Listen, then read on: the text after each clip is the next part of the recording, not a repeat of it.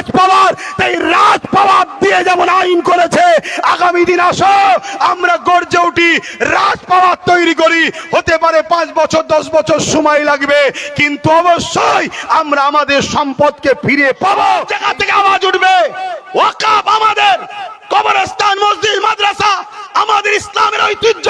এই ঐতিহ্যের উপরে যে হাত তুলবে তার কালো হাতকে আমরা ভেঙে দেওয়ার চ্যালেঞ্জের সাথে বলছি। সে হতে পারে পিএম, হতে পারে সিএম, আমার সংবিধানের উপরে সে নয়। সংবিধান আমাদেরকে রাইট দিয়েছে, তার বিরুদ্ধে সংবিধানকে সামলে নিয়ে আজকে সাকরাইল থেকে যুদ্ধের ঘোষণার চ্যালেঞ্জ দিয়ে দিলাম আমরা। হতে পারি আমরা মুসলিমীয় লোক, কিন্তু আমরা বদরের ইতিহাস পড়েছি। হতে পারি আমরা মুসলিমীয় লোক, আমরা সালাউদ্দিন আইবির ইতিহাস পড়েছি। হতে পারি আমরা মুসলিমীয় লোক, আমরা পড়েছি হযরতে গরিবের নওয়াজ হিন্দুস্তানের বাদশার ইতিহাস পড়েছি। তাই অন্যায় কখনো মাথা তুলে দাঁড়াতে পারে না। অন্যায় বারবার মিটেছে, অন্যায় আগামীতে মিটবে, কিন্তু আপনি কোন দিকে থাকবেন? অন্যায়ের পক্ষে না ন্যায়ের পক্ষে? অন্যায় দিকে চুপ থাকা মানে অন্যায়ের সাথে ন্যায়ের পক্ষে যদি দাঁড়াতে পারেন, হতে পারে আপনার শহীদের বিনিময়ে, আপনার জীবনের বিনিময়ে আল্লাহর দ্বীন, আল্লাহর কোরআন, আল্লাহর মসজিদ, মাদ্রাসা এই ভারতবর্ষে মাথা তুলে থাকবে। এর বিনিময়ে আপনাকে আল্লাহ নাজাত দিতে পারে, এই আশায় আপনাদের ঘরে অঙ্গীকারবদ্ধ হতে হবে। আগামী দিন আরো লড়াই আমাদের চলবে। রাজি আছেন তো নাকি? পিছিয়ে গেলে হবে না বাপ। আর 500,000-এ বিক্রি হলে হবে না। বিক্রি হওয়া লোক তেড়ে কথা বলতে পারে না, কেন? তার ভেতরের খাবার মুখে উঠে চলে আসে, আর যখনই খাবার আসে, খাবার তার মনিবের কথা বলে দেয় যে তুই কার খেয়েছিস আর কার বিরুদ্ধে কথা বলছিস। আর যারা বিক্রি হওয়া লোক নয়, অধিকার নিয়েছে, মেহনত করেছে, অধিকার নিয়েছে, তারা কাউকে চেনে না। তারা চেনে ইনসাফ, তারা চেনে ইনসানিয়াত, তারা চেনে মানবতা, তারা চেনে সম্প্রীতি, তারা চেনে ভালোবাসা, তারা চেনে প্রফেট মুহাম্মদ সাল্লাল্লাহু আলাইহি ওয়াসাল্লামের দেখানো রাস্তা, তারা চেনে ভারতবর্ষের, ভারতের সংবিধান। এই জায়গায় দাঁড়িয়ে থেকে আমি ওয়াকাফের 2-3টে কানুনের বিষয় আপনাদেরকে একটু বলতে চাইছি, শুনতে রাজি আছেন? প্রথম কথা হচ্ছে, এই ওয়াকাফ কালা কানুন যে 2025 করেছে, এর মধ্যে একটা আইন করেছে, যে আইনের মধ্যে লিখেছে কোন জায়গা যদি 12 বছর কেউ দখল করে রাখে, আইন অনুযায়ী সেই জায়গা সত্তার মালিক সে হয়ে যাবে। কিন্তু ধর্মীয় প্রপার্টিতে 12 বছর হোক আর যত বছরই হোক, কেউ কিন্তু দখল করে রাখলে তার সত্তার মালিক কিন্তু হতে পারে না। ওয়াকাফ চাইলে তাকে উঠিয়ে দিতে পারে। কিন্তু নতুন করে কেন্দ্র জালিম সরকার কি করেছে, যে বলছে মুসলমানের উপকারের জন্য করেছি। কথা বুঝে আসছে? মুসলমানের উপকারের জন্য করেছি। খুব খারাপ লাগলে মাফ করবেন, টয়লেট যদি বলে আমি খুশবু দিতে এসছি, এটা যেমন হাস্যকর, তার থেকেও বড় হাস্যকর কেন্দ্র সরকার মুসলমানের উপকার করছে, এটা বড় হাস্যকর। এর চেয়ে ভালো উদাহরণ আমার কাছে নেই। আপনাদের কাছে আছে নাকি? আমাকে তো এমনি বলে অনেকে, সবই ঠিক আছে আব্বাস সিদ্দিকীর, কিন্তু বড্ড কড়া কড়া কথা বলে ফেলে। হ্যাঁ, কড়া কড়া কথা বলবো না। আমার দেশকে লুটা হচ্ছে, এখন মিষ্টি ভাব বিতরণ করে কথা বলবো নাকি? আমার ইসলামের উপর আঘাত দেওয়া হয়েছে, আমি মিষ্টি বিতরণ করে কথা বললে আপনি খুশি হবেন মনে হচ্ছে নাকি? তাহলে আপনার সঙ্গে আমার থাকার প্রয়োজন নেই। কিন্তু আপনি আন্দোলনে নামুন না, আপনার লোকলে নামুন না, আমাকে বাদ দিয়েই করুন না। কিন্তু আপনি করবেন না, কথা বলবেন, জানতে হবে এটাও পিছন থেকে টানার একটা ষড়যন্ত্র। তো সেই জায়গায় কি লিক করছে কেন্দ্র সরকার, যদি কেউ ওয়াকাফ জায়গাকে, ধর্মস্থানের জায়গাকেও 12 বছর ধরে দখল করে থাকে, তাহলে সে সেই জায়গার মালিক হয়ে যাবে। কেন্দ্র সরকার অলরেডি 2014 থেকে এসে পুরো দেশ জুড়ে ওয়াকাফকে জায়গাকে দখল করে রেখেছে। আমি চিন্তা করে দেখছিলাম যে রাজ্য সরকার, আমাদের তো আন্দোলন ওয়াকাফ কালা কানুনের বিরুদ্ধে, ইনার হঠাৎ করে মাথায় ব্যথা হলো কেন? ইনি হঠাৎ করে এত রেগে গেলেন কেন? যে বাংলায় যদি কেউ ওয়াকাফ কেলে গুলোগুলি করে, তার সব থেকে বড় দুশ্মন আমি হব, এই মাথা গরমের কথা কেন বললো? উনি কি ট্যাবলেট খেয়েছিল সেই সময়? যেমন আজকে কেউ বলছে আমি বারবার ওষুধ খাই তাই আমার হুঁশ নাই, আমি জানি না ওই দলে কি সবাই কম বেশি ওষুধ খাই কি আমার জানা নেই। তো এত বড় কথাটা কেন বলতে গেল আমি চিন্তা করে দেখলাম। এই ভাই একটা বিচখানে কথা এলো জানেন তো নাকি, কেউ একজন বলল না যে আমি ওষুধ খেয়েছিলাম তাই আমার পুলিশ বন্ধুদের মা বোনলে পরিবার নিয়ে গালিগালাজ করছিল, শুনছেন না? আমার পুলিশ বন্ধুদেরও বলি সিট দ্বারা সোজা করেন, সিট দ্বারা সোজা করেন। যাদের সিট দ্বারা সোজা আছে তাদের মা বোনকে কেউ ধমকাই না চমকাই না, তাদের মা বোনলে কেউ খারাপ কথা বলে না, কেন জানে সিট দ্বারা সোজা আছে পাছা লাল করে ফেলবে। আর যারা প্রশাসন সেজে সিট দ্বারা বিক্রি করেছেন সেই প্রশাসনদের জন্য আমাদের দুঃখ হয়। আজকে কত অপমান বলেন তো, আমাদের যারা রক্ষক, আমাদের যারা নিরাপত্তা দেয় সেই প্রশাসন আজকে নিরাপদ নেই, তার বোন তার বেটি তার মা নিরাপদে নাই, তাকে হুমকি দেওয়া হচ্ছে, তার মা বোনের স্নানে নোংরা কথা বলা হচ্ছে। এটা কি আমাদের জন্য খুশির খবর না দুঃখের খবর? অত্যন্ত দুঃখের খবর। কিন্তু আমি বলে যাচ্ছি কিছুই হবে না, দেখবেন দেখবেন ওকে আরো বড় পদ দিয়ে হবে, ওকে আরো বড় কোনো জায়গায় পৌঁছে দেওয়া হবে। কেন? ও আজকের বাজারে ঠিক কথা বলেছে, এটাই প্রমাণ দিতে চাইছি। তো যাক, আমি ও বিষয়ে যাচ্ছি না। আমি বলতে চাইছি কি, রাজ্য সরকার বিরোধী করার কারণ কি? কেন আইনটা করেছে কেন্দ্র সরকার, আন্দোলন হবে কেন্দ্র সরকারের বিরুদ্ধে। লোক আন্দোলনে গিয়ে বলবে মোদি হাটাও, বিজেপি হাটাও, ফ্যাসিস্ট কেন্দ্র সরকার মুর্দাবাদ। এটাই তো হবে নাকি প্রোগ্রামে? এখানে দিদিমণির হঠাৎ মারা গরম হলো কেন? আমি অনেক চিন্তা করে দেখলাম, ও আইনের মধ্যে লেখা আছে 12 বছর কেউ যদি ওয়াকফ দখল করে রাখে, মসজিদ মাদ্রাসা কবরস্থান ঈদগাহ জায়গা, সেটা তার হয়ে যাবে। দিদি দেখছে এই আইনটা যদি চালু হয়ে যায়, অলরেডি আমি আমার চামলা চামচারা 75,000 বিঘে জায়গা দখল করে রেখেছি বাংলায়। কত বলেন? সব রেকর্ড হচ্ছে, রেকর্ড হচ্ছে। রাজ্য সরকার 75,000 বিঘে জায়গা ওয়াকফের, মসজিদ মাদ্রাসা কবরস্থান মুসলমানদের বাপ দাদার দান করা সম্পদ, ইসলামের সম্পদ, 75,000 বিঘে জায়গা কম বেশি রাজ্য সরকার দখল করে রেখেছে। 13 বছর চলছে। 12 বছরের আইনটি যদি লাগু হয়ে যায়, সব সম্পদের মালিক রাজ্য সরকার হয়ে যাবে। এ তো দেখছে আমার বিনা বিরোধী করে, মুসলিম দরদি দেখিয়ে মুসলমান আমার সাপোর্ট করছে, আবার আমি মুসলমানদের ভোটেই সরকার হচ্ছি, অথচ মুসলমানদের 75,000 বিঘে জায়গা নিয়ে নেব, কেউ বুঝতে পারবে না। এ আইনের বিরুদ্ধে বলতে দিবা। দ্বিতীয় নম্বর, এটাও হতে পারে অনেকে বলছে যে উনি কি করবে, ওপর থেকে চাপ এসছে, যদি বাংলায় আন্দোলন হয় তাহলে সিবিআই ইডি পাঠিয়ে তোমাকেও ভাইপোকে তুলে আনবো। এই ভয়ের কথা অনেকে বলছে, কিন্তু আমার মনে হয় এই 75,000 বিঘে জায়গাটাই হচ্ছে মেন ইস্যু। তো চলে আসুন, এই একটা ভয়ঙ্কর আইন তৈরি করেছে। আর কি আইন তৈরি করেছে? আইন তৈরি করেছে কেউ যদি ওয়াকফ সম্পত্তি দান করে তাকে প্র্যাকটিসিং মুসলিম হতে হবে, অর্থাৎ সে কোরআন সুন্নাহ অনুযায়ী ধর্ম মেনে চলে, এই মুসলমান হতে হবে, তবে সে দান করতে পারবে। এখন বলুন, সে মুসলমান না মুসলমান নয়, প্র্যাকটিসিং মুসলমান প্র্যাকটিস করছে কি করেনি, এ সার্টিফাই করবে কে? জেলার প্রধান, অর্থাৎ ডিএম, কালেক্টর সাহেব, ডিএম। তা ডিএম আপনার নামাজ রোজা সম্বন্ধে সে কি বোঝে? আপনি দান করতে যাবেন, বলবেন না আপনি, আপনাকে সন্দেহ হচ্ছে আপনি মুসলমানই নয়, আপনি ফজরের নামাজ পড়েননি, আপনি রোজা রাখেননি, আপনার এই সমস্যা। তাহলে কি রকম ভাবে ভয়ঙ্কর ভয়ঙ্কর আইন করেছে বুঝতে পারছেন? আরো আইন করেছে ভয়ঙ্কর। সময়ের দিকে খেয়াল করে আমি সংক্ষেপ করছি। তাহলে আন্দোলন বাড়াতে হবে না হবে না? আগামী দিন আহলে সুন্নাত ওয়াল জামাত শহরে যাবে, আপনাদের এলাকার শহর, তারপরে পশ্চিম বাংলার রাজধানী, সব জায়গায় প্রচার হচ্ছে, এখান থেকেও প্রচার করছি। আগামী দিন ব্যারিকেডে যাওয়া আমাদের একটা চ্যালেঞ্জ হয়েছে।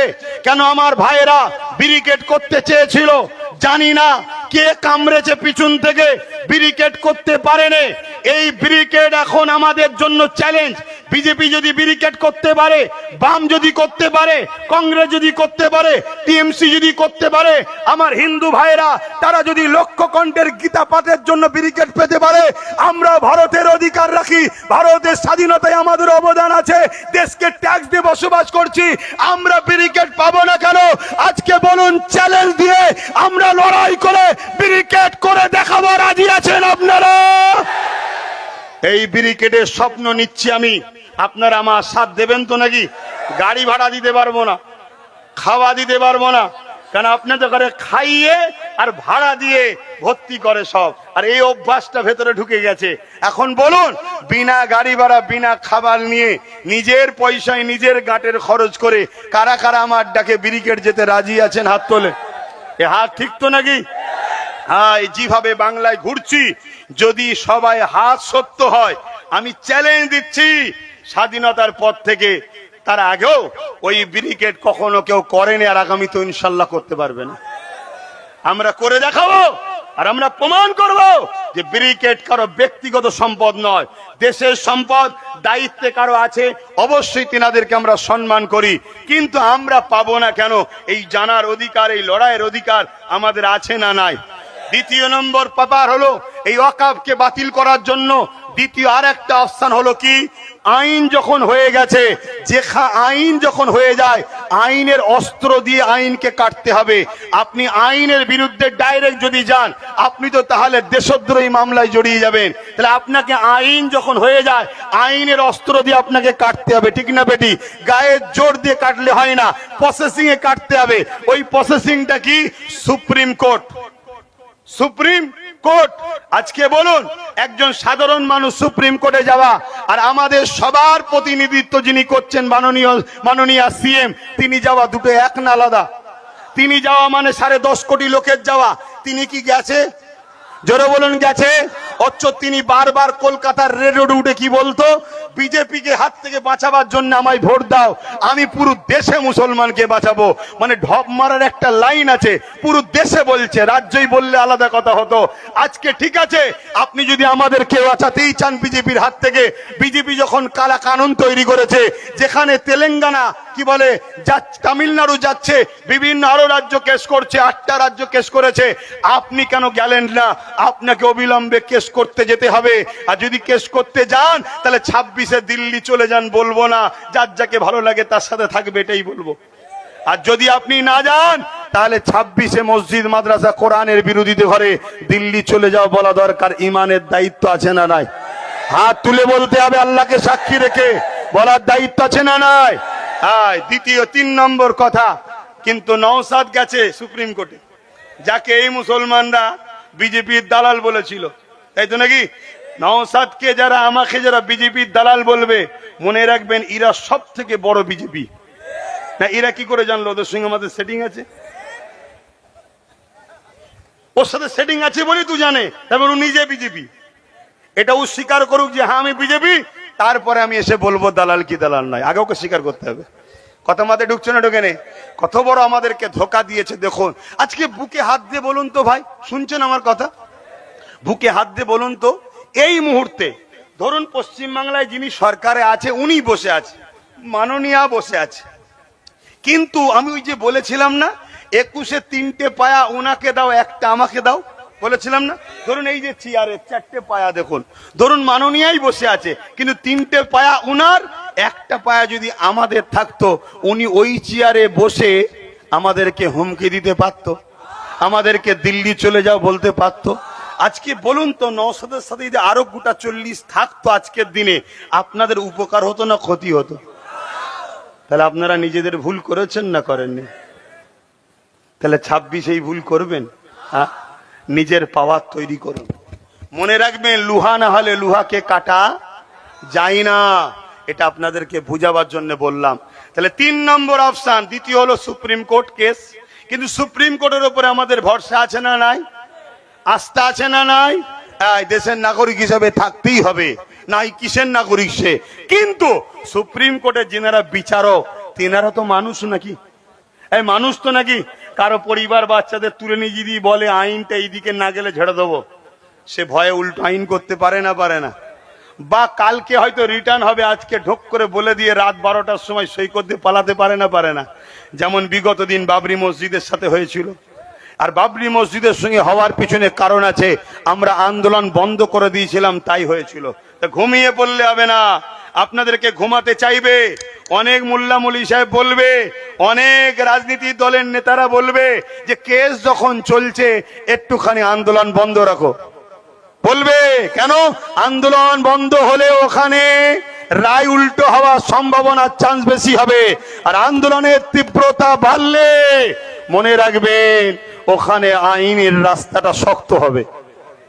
শেষ অপশন বলে যাচ্ছি, ওয়াকফ কালা কানুন যদি বাতিল করার সত্যি আপনাদের টার্গেট থাকে, মুখে বলবেন বাতিল করব, আর ভেতরে ভেতরে দুশ্মনদের কাছে বিক্রি হব, কখনো সম্ভব নয়। শেষ অপশন হলো, যে শক্তিতে তারা আইন তৈরি করেছে ওই শক্তি দখল করতে হবে। বলুন ওই শক্তির নাম কি? জোরে বলুন। আপনার মসজিদে পুলিশ তালা মারতে আসবে কাদের ইশারায়? কাদের ইশারায়? আপনার ঈদগাতে তালা মারতে আসবে কাদের ইশারায়? আপনার খানকাতে তালা মারতে আসবে কাদের ইশারায়? আপনার কি বলে কবরস্থানে তালা মারতে আসবে কাদের ইশারায়? রাজ পাওয়ার যাদের হাতে আছে, তাই পুলিশ বন্ধুদের ঘরে গালি না দিয়ে, তাদের সমালোচনা না করে নিজের ভুলকে বুঝতে শেখো।